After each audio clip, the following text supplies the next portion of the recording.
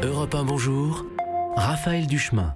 Et à 6h20 sur Europe 1, j'accueille Pierre-Marie Aubert. Bonjour. Bonjour Raphaël. Spécialiste des politiques agricoles à l'IDRI. Si vous êtes avec nous ce matin, c'est pour parler du glyphosate. Les 28 se réunissent aujourd'hui, demain aussi pour évoquer l'interdiction, la fameuse, de ce pesticide.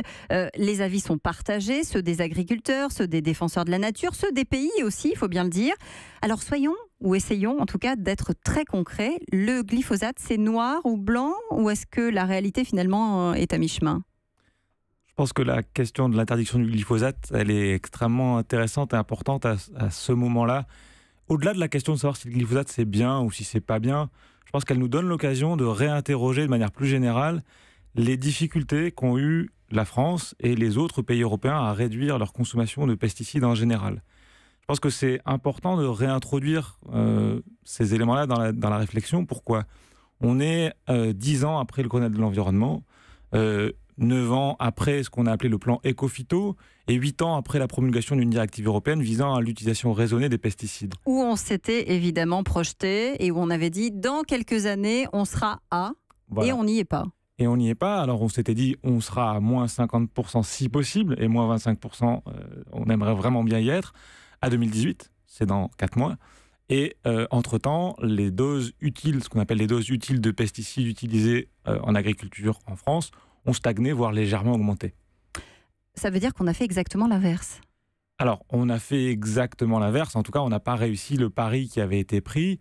On peut y revenir, mais je pense que c'est... Pour quelle raison on n'a pas réussi ce pari ? Voilà, donc là, c'est important de bien voir, de pointer un petit peu, de serrer les facteurs qui font qu'aujourd'hui, on en est là. Il y a au moins, disons, 3-4 facteurs qu'on peut identifier qui font qu'on n'y est pas. La première... Rappelons d'abord, pour commencer, que l'essentiel des pesticides sont utilisés en grande culture. 66%, à peu près 2 tiers, sont en grande culture. Donc si on s'arrête sur ces grandes cultures, blé, colza, donc les grands, ce qu'on fait dans le bassin parisien, les céréaliers plus ou moins, la tendance des 20 dernières années, elle est marquée par une simplification de ce qu'on appelle les rotations, c'est-à-dire la succession culturelle blé, orge, colza. Et cette simplification des rotations, elle a pour conséquence une augmentation accrue, un accroissement de l'usage des pesticides. Pierre-Marie Aubert, vous dites bien les pesticides, vous ne dites pas le glyphosate. Ça signifie qu'on fait tout un foin finalement autour du glyphosate alors qu'il faudrait mettre tous les pesticides dans le même sac ? Parler de l'interdiction générale et d'un changement radical ? Alors, ce qui me semble, on y viendra tout à l'heure dans les alternatives, mais ce qui me semble, c'est que il ne faut pas se focaliser sur le glyphosate en tant que tel. Le glyphosate est une composante d'un cocktail de molécules qui sont utilisées, qui ont leur utilité, qui ont eu leur utilité, et dont aujourd'hui on voit bien qu'on a du mal à se défaire, ou en tout cas à en diminuer l'utilisation. Oui, mais il faut repenser le modèle. Et ça ne peut se faire, et c'est là que c'est intéressant, qu'avec les agriculteurs. Et ça ne peut se faire qu'avec les agriculteurs qui sont aux premières loges de cette discussion, de cette réflexion. Vous dites la FNSEA a raison d'aller gueuler. Je dis, aujourd'hui... je suis agriculteur, on me supprime le glyphosate sans me proposer de mesures d'accompagnement sur lesquelles on peut discuter juste après, c'est très compliqué pour moi. Ça, c'est une évidence. Alors, de quelles mesures d'accompagnement on peut parler, on doit parler ? Aujourd'hui, on sait agronomiquement, on a un certain nombre d'éléments qui nous permettent de diminuer, voire de nous passer de certaines molécules. Et ça se résume, pas complètement, mais quand même, beaucoup dans un terme qui est diversification. Rediversification des rotations, donc on met plus de cultures sur les mêmes parcelles au fil des années. Or aujourd'hui, quelle est la difficulté à laquelle se trouvent confrontés les agriculteurs, les céréaliers, puisque c'est le terme que vous avez employé, dans cette diversification ?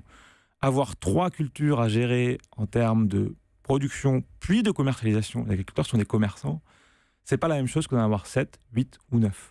Donc il y a un vrai enjeu, diminution d'un côté des pesticides, mais en finalement lissant les limites du modèle agricole. Si vous voulez, l'enjeu, il est que si je suis agriculteur et que je veux me rediversifier, il faut que je trouve des débouchés pour mes cultures et il faut qu'on m'accompagne pour mettre en place ces nouvelles cultures. Il faut de la bonne génétique, il faut du bon matériel et donc il faut accompagner la prise de risque, accompagner l'investissement et accompagner la commercialisation. Donc, danger ou pas, finalement, on ne peut pas trancher véritablement aujourd'hui sur la question du glyphosate. danger ou pas, si, le danger, il est clair. C'est-à-dire que même si aujourd'hui, vous avez l'ANSES ou l'EFSA qui vous dit non, on le déclassifie, c'est pas vraiment cancérigène. Si vous voulez, la question n'est pas là.